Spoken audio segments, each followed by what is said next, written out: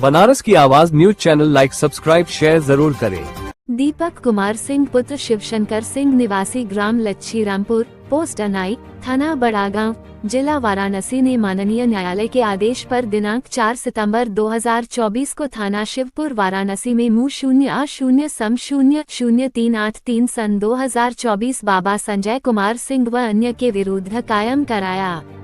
उक्त मुकदमा अपराध में विपक्षी बाबा संजय कुमार सिंह के प्रभाव व प्रलोभन में आकर याना शिवपुर की पुलिस द्वारा कार्यवाही न करने पर उक्त अपराध की विवेचना को थाना सारनाया वाराणसी को स्थानांतरित किया गया, जिसमें दौरान विवेचना थाना सारनाथ की पुलिस द्वारा धारा -458 IPC की बढ़ोतरी करते हुए दिनांक 16.05/2025 को नामित अभियुक्त बाब संजय कुमार सिंह को हिरासत में ले लिया गया। उक्त नामित अभियुक्त के प्रभाव रसूख को देखते हुए प्रार्थी के अधिवक्ता चेगवेवारा रघुवंशी ने अपने ट्विटर एक्स प्लेटफॉर्म पर उक्त अभियुक्त के छोड़े जाने की प्रबल संभावना व्यक्त कर दिनांक 16 मई 2025 को ही समय 1:46 बजे पुलिस महानिदेशक U0 पुलिस आयुक्त वाराणसी CP सारनाथ को संदेश प्रेषित किया गया।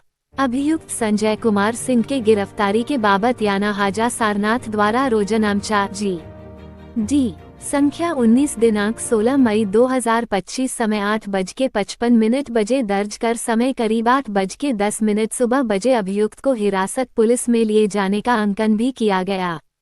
उक्त GD के बाबत सोशल मीडिया पर न्यूज में भी खबरें लगातार प्रकाशित कर थाना सारनाथ के कारगुजारी पर सवालिया निशान उठाए गए तथा दीपक सिंह द्वारा भी जांच कर कार्यवाही किए जाने हेतु पुलिस आयुक्त व अन्य उच्चाधिकारियों के समक्ष जरिए रजिस्टर्ड डाक प्रार्थना पत्र व अधिवक्ता चेगवेवारा रघुवंशी द्वारा भी जांच किए जाने हेतु दिनांक 16 मई 2025 को समय 10:09 बजे से 10:14 बजे तक जरिए ईमेल प्रार्थना पत्र प्रेषित किया गया।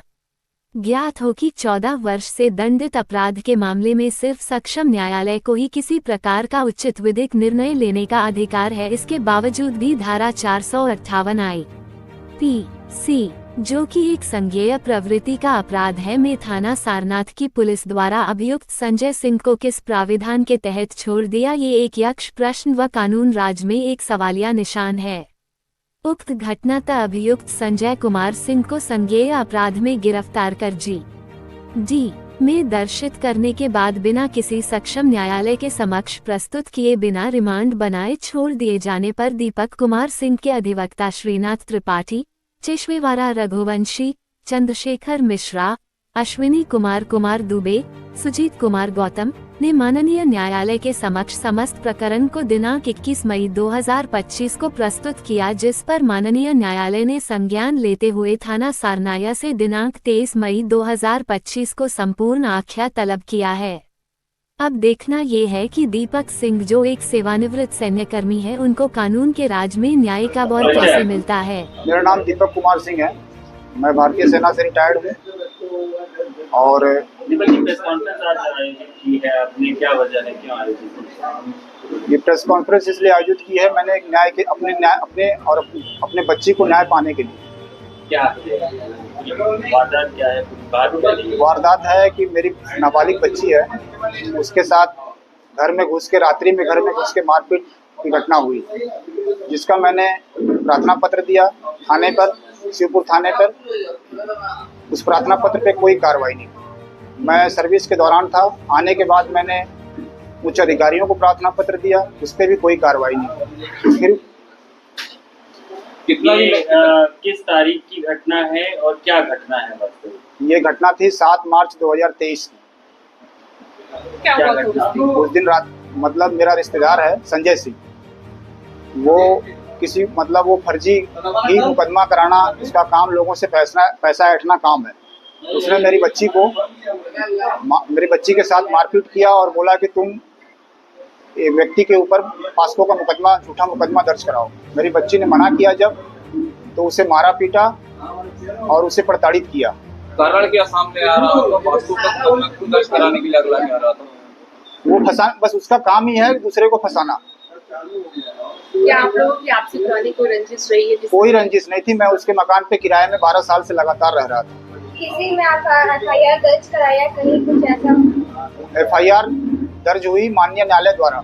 जब आदेश किया कि माननीय न्यायालय ने जब आदेश किया तो शिवपुर थाने में 4 सितंबर 2024 को FIR दर्ज हुई। आपने बोला कि उसका काम ही यही है। हाँ। क्या वो किसी प्रकार का माफिया है, उसका काम यही है? माफिया एक तरह से, जैसे अब किसी का नाम हो जाता है, किसी का नाम नहीं होता है, तो माफिया आप उसे माफिया समझ लीजिए, क्योंकि उसका कोई बैकग्राउंड नहीं है, किसी प्रकार का कोई ना उससे नौकरी है ना कोई उसका कोई रोजगार है। सितंबर 2024 से बात चल रही है आपकी, अभी तक पुलिस प्रशासन की तरफ से आपको क्या इस पर क्या चीजें सामने आई है जो पुलिस प्रशासन ने किस तरह से मदद किया आपका? पुलिस प्रशासन शिवपुर थाने में विवेचना सही तरीके से नहीं होने के बाद कारण वहां से विवेचना ट्रांसफर हो गई सारनाथ थाने में। सारनाथ थाने ने विवेचना प्रारंभ की, उसमें धारा की बढ़ोतरी भी की, मगर 458 की बढ़ोतरी हुई जिसमें 14 साल की सजा है, और उसे गिरफ्तार करने के बाद उसे थाने पर से ही छोड़ दिया गया, केवल ये कहकर कि उसे हार्ट अटैक हो गया, और वो आराम से घूम रहा है। मुझे धमकी दे रहा है कि अगर आप, ये कितने तारीख की घटना है थाने से छोड़ दिया गया? ये 16 मई 2025 की घटना है। अभी क्या लगता है आपको प्रशासन की मिली भगत है इस तरह की चीजें हो रही हो सकता है, बिल्कुल। जब इतना इस तरीके से उसे छोड़ दिया गया, उसके लड़के भी उसमें दोनों वांछित हैं, वो भी अभियुक्त हैं, उनको तो कोई मतलब पकड़ा ही नहीं गया, ना उन पे कोई कुछ हुआ, बस उसे पकड़ा और उसको छोड़ भी दिया गया, ना कोई आगे की कार्रवाई हो रही है। और मुझे बिल्कुल खतरा है, मुझे जिस तरह से धमकी मिल रही है कि हो सकता है कि मुझे वो लोग नुकसान पहुंचाएं, मेरी बच्ची को भी नुकसान पहुंचा सकते हैं। पुलिसिया कार्रवाई से संतुष्ट नहीं है? बिल्कुल संतुष्ट नहीं हूँ सर मैं। आपको कैसे पता लगा कि वो घूमता है और वो पेपर में पूरा उसका फोटो छप रहा है। ये जीडी तो उसी दिन वायरल हो गई। अमिताभ ठाकुर पूर्व IPS, उन्होंने बाकायदा ट्विटर पे स्टेटमेंट दिया है कि सारनाथ थाने के जीडी एक अभियुक्त को छोड़ दिया गया, जीडी में दर्ज होने के बाद भी, गिरफ्तारी दर्ज होने के बाद भी छोड़ दिया गया उसे।